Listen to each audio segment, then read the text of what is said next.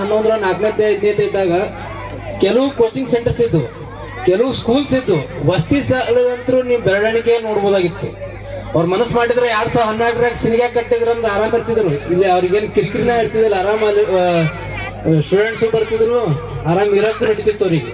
ಆದ್ರೆ ಅವರು ಅಗಳೇ ಅವ್ರು ಭಾಷಣ ಮಾಡೋ ಮುಂದೆ ಕೇಳಿದ್ರು, ಏನಂತ ಹೇಳಿದ್ರು, ನಾ ಗಟ್ಟ ಧೈರ್ಯ ಮಾಡಿ ನೀನು ಬಂಡ್ ಧೈರ್ಯ ಅದತ್ತ. ಸುಳ್ಳು ಅಲ್ಲದು. ಯಾಕಂದ್ರೆ ಗ್ರಾಮೀಣ ಭಾಗನಾಗ ಮಾಡೋದು ಸುಲಭ ಅದ, ಸ್ಟೂಡೆಂಟ್ಸ್ ಬರ್ತಾರ ಇಲ್ಲ. ಯಾಕಂದ್ರ ಸಿಂದಗಿ ಭಾಗಕ್ಕೆ ಹೋಗಿ ಕಲಿಯೋರು ಭಾಳ ಮಂದಿ ಅರ, ಸಿಂದಗಿಗೆ ಹೋಗ್ತಾರ ಬರ್ತಾರ. ಯಾಕಂದ್ರೆ ಅಲ್ಲಿ ಕೆಲವು ಮೊದಲು ನಾವು 2011 12 ಇವ್ರು ಕಡ್ದಾಗಂತೂ ಅಲ್ಲಿ ಭಾಳ ಅಂದ್ರೆ ಭಾಳ ಕಮ್ಮಿ ಸ್ಕೂಲ್ಗಳಿದ್ದು ಅನಿಸ್ತದೆ.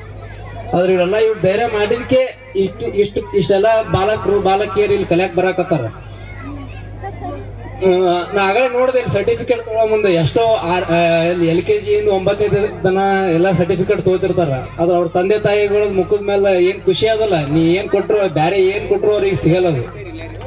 ಹಾಗಾಗಿ ಈ ಮಕ್ಕಳು ಬರೀ ಸರ್ಟಿಫಿಕೇಟ್ ಈಗ ತಗೊಂಡಾರ, ಇದು ಸರ್ಟಿಫಿಕೇಟ್ ಏನೂ ಅಲ್ಲ. ಇನ್ನ ಹೆಚ್ಚಿನ ಸಂಖ್ಯೆಯವ್ರು ಇನ್ನ ಹೆಚ್ಚು ಯಶಸ್ಸುಗೊಳ್ಳಿ, ಈ ಸಂಸ್ಥೆ ಹೆಸರು ತರಲಿ, ಈ ಸಂಸ್ಥೆ ಇನ್ನ ಹೆಚ್ಚಿನ ಸಂಖ್ಯೆಯಲ್ಲಿ ಬೆಳೀಲಿ. ನಾ ಏನು ವಿನಂತಿ ಮಾಡ್ತೀನಿ ಅಂದ್ರೆ, ನಿಮ್ಗೆ ಎಲ್ಲಾ ಜಡ್ಪಿಗೆ ಒಂದೊಂದು ಇಂಥ ಸಂಸ್ಥೆ ಇದು ಶಾಲೆಗಳು ತೆಗೀರಿ, ಬ್ರಾಂಚ್ಗಳು ತೆಗೀರಿ, ಇನ್ನ ಹೆಚ್ಚಿನ ಯಾಕಂದ್ರೆ ನೀವು ಎಷ್ಟು ಹೆಚ್ಚು ನೀವು ಎಕ್ಸ್ಪ್ಲೋರ್ ಆಗಿ ಕಲಿಸ್ತಿರಲ್ಲ, ಅದರಿಂದ ಹೆಚ್ಚು ಜನಕ್ಕೆ ನೀವು ಬೆಳೆಸ್ಬೋದು, ಸ್ಟೂಡೆಂಟ್ಸಿಗೆ ಕಲಿಸ್ಬೋದು.